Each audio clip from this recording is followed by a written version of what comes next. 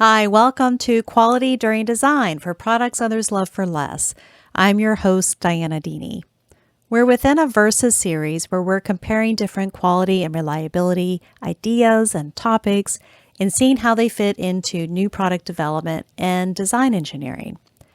We started talking about controls, design engineers using controls to reduce or eliminate the risk of a failure or of a safety mechanism. Controls like design requirements, specs, and tolerances. We also talked about how the controls and design decisions made by the design engineers early on in the project have a trickle-down effect on the rest of the organization, including costs like material, labor, and overhead costs. Then we talked about measures of those controls and how they would be implemented, and considering the different data types and the precision that we'd need in the results of our data.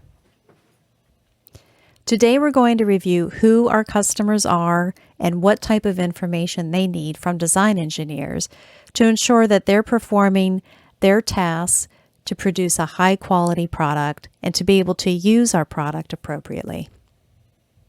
Really, we're talking about design for excellence or design for X. This is really all-encompassing of all the DF fill in the blanks. Design for manufacturing, design for assembly or disassembly, design for the environment. These are all initiatives that can be considered under the umbrella of design for excellence, and they have our internal and external customers in mind. Let's consider a very simplistic design process where we design something, then we make it, we sell it, then we use it, and then at the end of the product's life cycle, it gets disposed or repurposed to make something else or recycled. We also have a feedback loop from the field operations and use of our device back into design so we can iterate on our designs and make them better, or develop new ones to fit a different need. Now, instead of thinking of this process as these are the kinds of steps and information that we generate for our design during its development, we can reframe the process to think about who is involved at each step of this process and what are the activities they're doing to be able to ensure the quality of our product. Let's talk about who these people could be.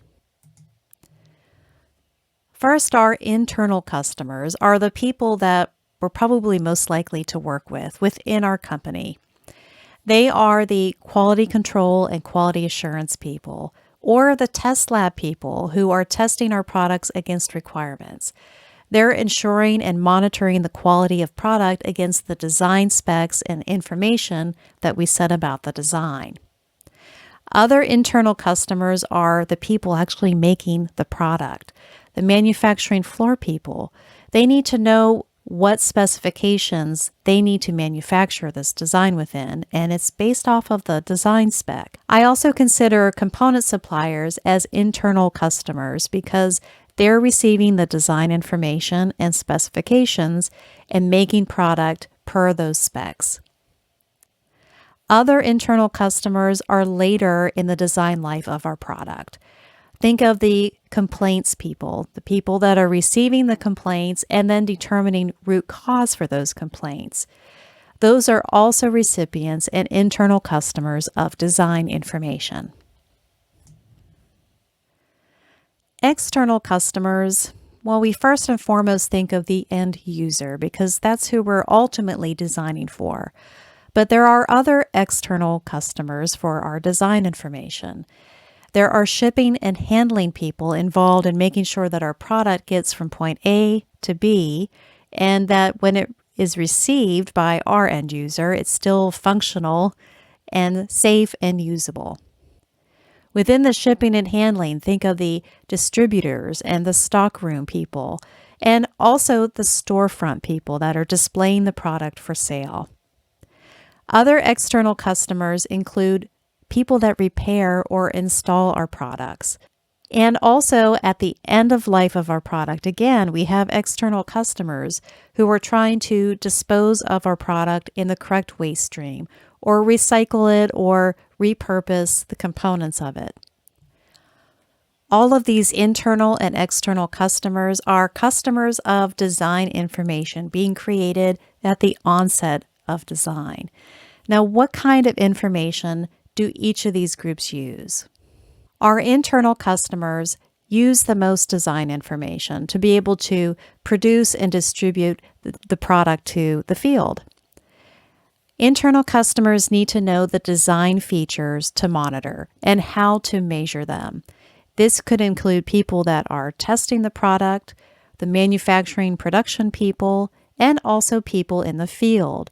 Do they need to be monitoring any special design features or characteristics to make sure that the quality product is being produced over time? Internal customers also need to know the definition of a failure for the design and its associated risks. For quality control, they might use this information to determine if something they're inspecting is a minor, major, or critical defect. And this would affect how many samples they look at and inspect, or how often they inspect it. This can also be used to determine confidence levels for tests. Internal customers also need to know the potential causes associated with failures. And this is really to identify root causes. If there's a failure during test, what is the root cause of the failure? During quality control, they're seeing something that is unusual. What could be causing that? And how do they fix it? And also with field failures. This is happening in the field, and what is the potential cause of that happening? Knowing the potential causes associated with those failures would help them identify the root causes. Internal customers also need to know how the product's supposed to be built and if there's any controls around the assembly process. They need to know the reliability expectations. How well and how long is this product going to be performing? And they need to know the controls to maintain for quality, like if there are any supplier management controls or any special process controls of either the supplier or the in-house manufacturer. Internal and external customers share some information about the design. They both need to know the potential failures and/or hazardous situations of the product or the procedure. They also need to know the operational and environmental conditions or limitations. Think of storage and shipping and handling, and maybe our product can't be used in a certain environment. Internal and external customers also need to know how to repair a product.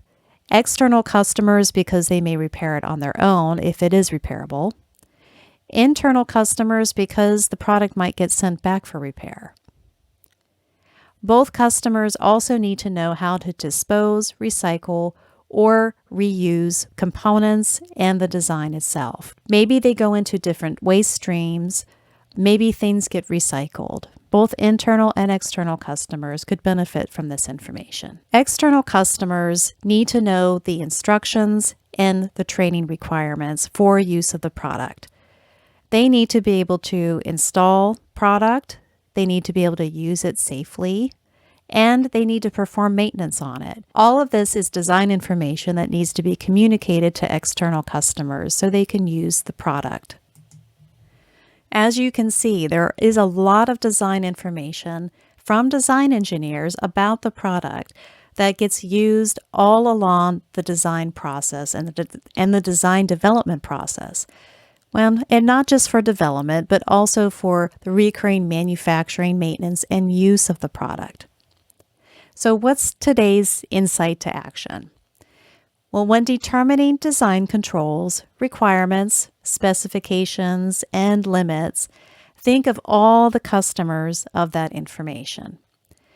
Take a different viewpoint of the design process, and instead of focusing on what's happening when, focus on who is doing what with the design information.